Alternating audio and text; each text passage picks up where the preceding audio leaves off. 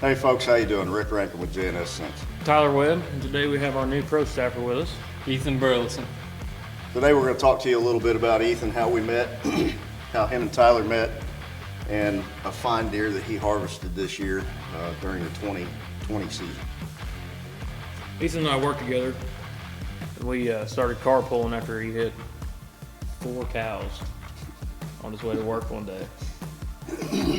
We pretty much kicked it off right then because I like to shoot stuff and he likes to run stuff over and, it's a good time. Can we tell me how, because I haven't heard the cow story, can we get just a little insight how that happened? Well, it was probably about 4:30 in the morning. We were having to come into work early and come around this corner. There's a little hill coming up. These cows just came running across the street there. That's awful. Smoked them right in the middle of them. Well, now that we know that you can harvest animals, let's talk about your deer. Well, It was almost equivalent to running one of those cows over. That's how Almost. That's how big it was. Awesome. I like it. Let's hear about it. yeah, well, it was mid-August. Me and the wife were driving along and we'd seen 2 deer in the ditch on the side there, and she's like, "Look at that big deer there." Well, I was like, "What about the big one right back behind him, And so I immediately started putting out trail cams, trying to figure this deer out. Just anywhere I could find a pinch point, I was trying, and knew I didn't have a whole lot of time left till October 1st, and he kept coming in on the northwest side of the property. Just kept on northwest side, and then I set out on Friday the 13th of November, and it was 4 o'clock. I didn't have much time in the evening, and basically I just went out there to see if I could see where this deer was coming from. That's all I wanted to do. I was sitting out there. I figured he'd come from where he's always coming from, and I was like, I'm just gonna go out there, get an eye on him, and then I'll set up from there. Is that the day you killed him? Yeah. Yep, Friday the 13th. Were you using any product that day? Yeah. I went out there, set up some J&S Scent Fire and Ice, a little ways from the stand out in front, and sitting there. Here comes a mature buck from the northeast side. He comes in, walks in front of me, keeps on rolling, can't get him to stop.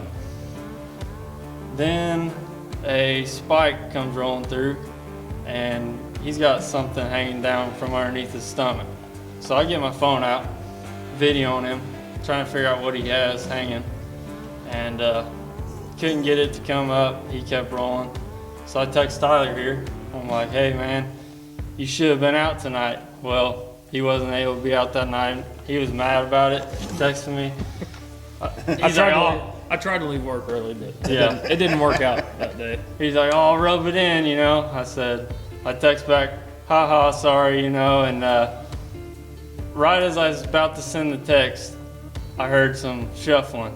I look over, I shove my phone in my pocket, look over, here comes a mature buck. He had a chocolate rack, so I couldn't really tell exactly which deer it was. So he comes across, he's walking the same path these other deer were. I was like, oh man, he's not gonna give me a chance. So he gets down, just downwind from me, and then he cuts up, straight up towards me. Well, he starts coming in. There's 3 holes I can shoot him through before I have no more chances. So why do you think he cut up that way? You get downwind and smell that gel is what it was? Yeah, Okay, Most you smell definitely. the fire and ice gel? most definitely. So he comes down, cuts up, and I'm trying to get him to stop in these holes. And he blows by the first hole, blows by the second hole, and he stops right behind this tree. So I'm just thinking, I'm not gonna be able to get him to stop in this last spot. He's gonna keep rolling. I gotta be ready. He goes to take his first step, gets in that hole. I pull the trigger, smoking. And he runs 20, 30 yards, falls down. That was the end of it. I text him, telling him hey, I got a buck down. He's like, is it the one? I said, I'm not sure yet, I'll let you know. So then I call the wife and I tell her, I was like, hey, I just got this big deer. She's like, is it the one? I was like, I'm not real sure yet, I'll call you back in a minute. Get straight down out of the stand, run over there, and I was just in total shock. I had never thought this deer was gonna come by me from that direction, and it just amazed me that J&S Fire and Ice brought him in. He was cutting down away from me, got downwind, and then just turned right up towards me and brought him right in where I could put him down. So I sat out there with this deer. I did not leave its side. And I had my dad on the way with the four-wheeler, and I was not leaving that deer's side, no matter blame you, what. brother. I don't blame you. When he first sent me the picture of that deer, I mean, it looked like a mule deer Right. standing there. He's like, dude, look at this deer. And I'm like, wow. Yeah, You know, I 'cause remember when you sent it to me, and I was like, Yeah. do we have permission to hunt there too? No. I mean, we talked about this deer. Aren't we family? Yeah, we still yeah. keep. Oh, okay. We talked about this deer every single day. He would go out, you know, get an eye on it or see where the other deer were coming from. You know, he'd just kind of creep in every hunt. He'd just move in a little bit farther, a little bit farther. Finally, Did everything I could in of try all to days, figure him out. Friday the 13th. I know. Yeah, kind of. It wasn't long after that when I harvested floppy, was it? Around that same It was Well, I harvested. just a couple days later, wasn't it? I harvested Yeah, it had to be. skyscraper the day after. That's right. You got the next morning. time. Yeah, they were all Skyscraper right on there the together. 14th, and then Drifter on the 28th. Yeah. Yeah, I can't remember what day I killed floppy. I know the guys from Calling were here, so it was early November. It was kind of the same story with floppy. I mean, every time I'd see him, I'd call Tyler, send him a picture, and be like, he's out here. I watched him every day from like June. I mean, just when he had splits, he'd come up. He was a main beam. They'd come up, and he had eye guards, and I knew which one he was because his ear was hanging. I Right. watched him all summer. Yeah, it was kind of the same deal. The guys were down hunting, and from the Calling Hunting TV, Tyler was hunting with me. They were hunting with me. We had so many guys in trees. I didn't know exactly where to go. I'd been hunting him for 4 years, never seen him out of deer stand. Everybody else has seen him. I put my buddy on him behind my house last year. He's living on the farm. My buddy shot him, hit him in the antler. I guess he got nervous and cut the cartilage in his left ear, so it was just hanging down. And he never came back. He come back that year. Last year he come back and he was on camera, you know, in the food plot after he got shot. But then the next year, this entire hunting season, he was never on my property. Not the first time did he ever come on the farm. Well, there were several times we set up on that hill with the binos, just Yeah, watching just him, watched him. out in that field. And then the night before I killed him, like I said, all the guys were in camp. They were staying over at Jeff's and they were hunting with us. Red and Rick were hunting with us.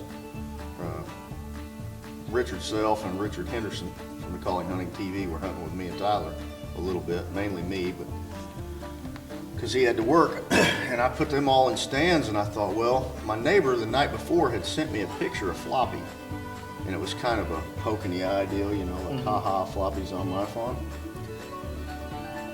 And literally, I mean, across the gravel road where I didn't have permission to hunt, which was fine because I figured he was going to come over there to my farm like he always does. But so anyway, I called my neighbor, not that neighbor, the neighbor north of me, who lets me hunt on occasion. I asked him, I said, hey, sir, do you have anybody hunting your property? And he goes, no, nobody's hunting until next week. Would you like to hunt? I said, sure, I'd like to go climbing that ladder stand behind the pond. And basically the exact same thing that happened with you. I got up and I put a bunch of J&S, I had doe and heat and fire and ice all over the tree. And the wind was blowing. I did it on purpose because there's a brush patch back there to the southeast and the wind was out of the northwest. And I thought, well, if a big one's in there, if I get real clean and get a lot of scent out, maybe he'll come by. Right. You know, curiosity or something. So I see two does come out about 90 yards and they turn and they start coming into the food plot, and then I see him coming down through the woods, but he's going straight north. boy, when he hit that wind, he just turned, he threw that nose up, lip curled, and he come into 23 yards and I shot him. And the first shot, I shot him, I kind of hit him in the back of the liver. I don't know that I got lungs. I don't know what happened. It was probably just made a bad shot because I was nervous. I didn't expect it.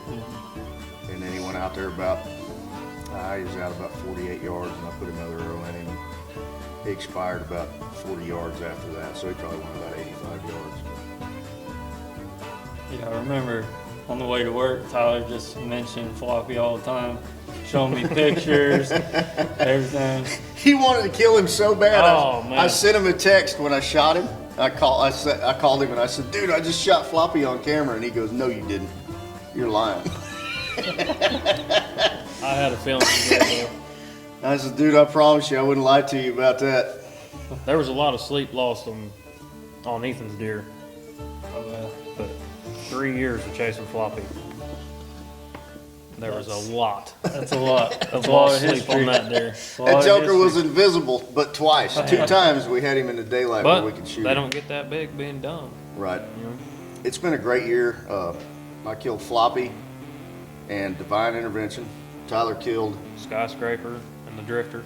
And have you nicknamed your buck yet? No, everyone Just just larger than ours. Yeah. That's what we'll name that one.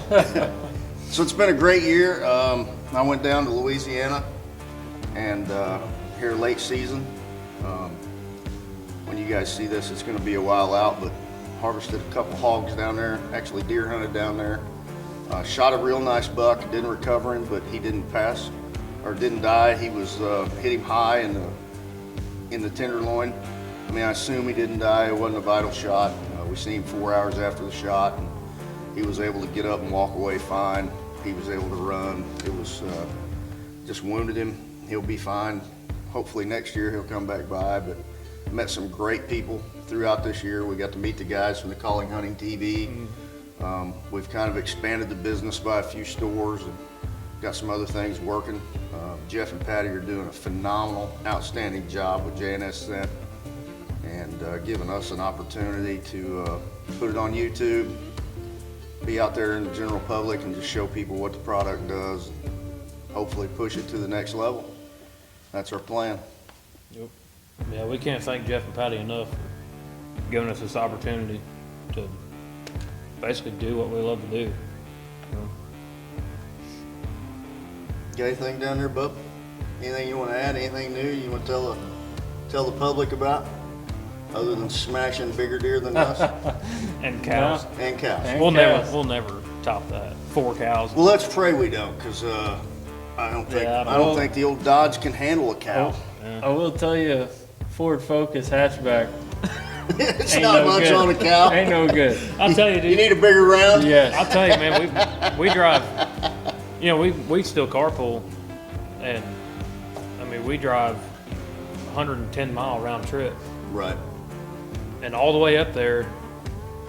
I mean, I would say we've probably put a big dent in the raccoon population. No doubt. Thanks for coming with us on this fantastic journey, 2020-2021 deer season. Way better than we could have imagined. I mean, I'm terrible at videoing, but I am getting better. It only took me 4 months. Tyler's already a master. And, I wouldn't call it master. compared to me, you're a ninja.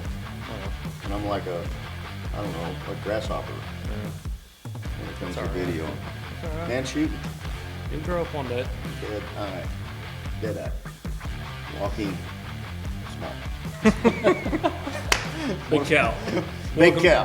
Big cat. I mean, welcome to the team. We want to welcome Big Cow to the team. Mrrr. I'm gonna get you a grunt call that makes cow calls, but no, all seriousness, or all joking aside, it has been phenomenal. We got an opportunity to harvest 5 nice bucks. An intervention into someone's life that may not be here had Tyler and I not, just been passionate about what we do and stayed after it and had an opportunity to harvest a deer that helped change somebody's life, maybe, hopefully forever. And before we get off here, I seen that young lady the other day. Really? Yesterday, as a matter of fact, I seen her in the grocery store, and she's doing well. Great. Yeah, my boyfriend was with her. Big old cast from where he broke his wrist. He did break it in 3 different places. Really? But they When seem I to be seen- doing great. When I seen that great big knot on there, Yeah, and he it asked me if looked there's anything wrong with it, I said, that might be great. Good. Glad they're okay. This is Rick, Tyler, Ethan. He's new. We're gonna get him all excited about this. Hey guys, thanks for watching. We all appreciate you. Hopefully we can get many followers next year. And we're looking forward to 2021, 2022. Anything? No? Nothing at all? You don't want to say bye? Okay, he's kind of selfish. How about you, Ethan? I'm good. You're good? All right, guys. Thanks for coming along.